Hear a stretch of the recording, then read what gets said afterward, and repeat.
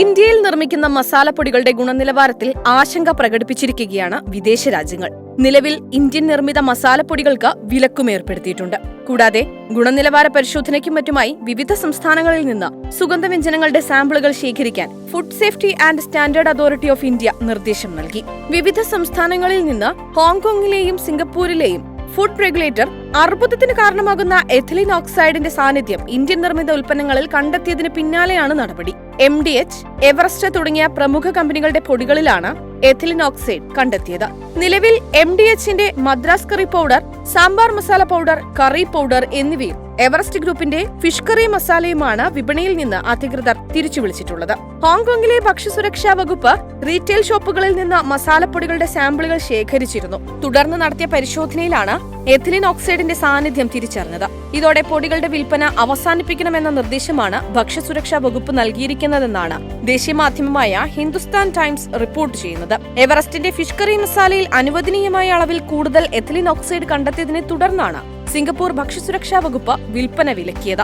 എന്നാൽ തങ്ങളുടെ മസാലപ്പൊടികൾക്ക് യാതൊരു പ്രശ്നവുമില്ലെന്നും ഇതുവരെ നിരോധനം ഏർപ്പെടുത്തിയിട്ടില്ലെന്നും പരിശോധനയ്ക്കായുള്ള താൽക്കാലിക നടപടി മാത്രമാണെന്നും കമ്പനിയുടെ വക്താവ് ദേശീയ മാധ്യമമായ NDTVയോട് പ്രതികരിച്ചു. കൂടാതെ തങ്ങളുടെ മസാലപ്പൊടികൾ നിരോധിച്ചിട്ടില്ലെന്നും ഉൽപ്പന്നങ്ങൾ സുരക്ഷിതമാണെന്നും ഉയർന്ന ഗുണമേന്മയുള്ളതാണെന്നും വക്താവ് അവകാശപ്പെട്ടു.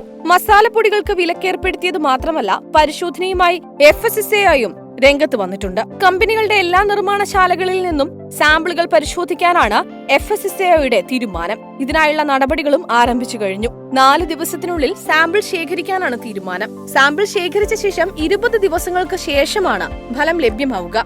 എഥിലിൻ ഓക്സൈഡിന്റെ സാന്നിധ്യം കണ്ടെത്തുന്നതിനായിരിക്കും പരിശോധന. എഥിലിൻ ഓക്സൈഡ് നിറമില്ലാത്തതും കത്തുന്നതുമായ ഒരു വാതകമാണ്. എഥിലിൻ ഗ്ലൈക്കോൾ ഉൾപ്പെടെയുള്ള രാസവസ്തുക്കളുടെ നിർമ്മാണത്തിനാണ് ഇത് ഉപയോഗിക്കുന്നതെന്നാണ് നാഷണൽ ക്യാൻസർ ഇൻസ്റ്റിറ്റ്യൂട്ട് നൽകുന്ന വിവരം. ഇതിനു പുറമെ ഡിറ്റർജന്റ്സ്, തുണികൾ, മരുന്നുകൾ, പശ എന്നിവയുടെ നിർമ്മാണത്തിനും എഥിലിൻ ഓക്സൈഡ് ഉപയോഗിക്കാറുണ്ട്. DNA നശിപ്പിക്കാൻ ശേഷിയുള്ള എഥിലിൻ ഓക്സൈഡ് ആശുപത്രികളിൽ ശസ്ത്രക്രിയാ ഉപകരണങ്ങൾ അണുവിമുക്തമാക്കാനും ഉപയോഗിക്കുന്നു. കൂടാതെ ഇത് അർബുദത്തിന് വരെ കാരണമാകുന്നു. എഥിലിൻ ഓക്സൈഡുമായി ദീർഘനേരമുള്ള സമ്പർക്കം കണ്ണ്, ത്വക്ക്, മൂക്ക്, ശ്വാസകോശം എന്നിവയ്ക്ക് അസ്വസ്ഥതയുണ്ടാക്കും. ഇതിനു പുറമെ തലച്ചോറിനും നാഡീവ്യവസ്ഥയ്ക്കും തകരാറിന് കാരണമായേക്കാമെന്നും United States Environment Protection Agency വ്യക്തമാക്കുന്നു. സ്ത്രീകളിൽ സ്തനാർബുദ സാധ്യതയ്ക്കും എഥിലിൻ ഓക്സൈഡ് കാരണമാകുന്നു.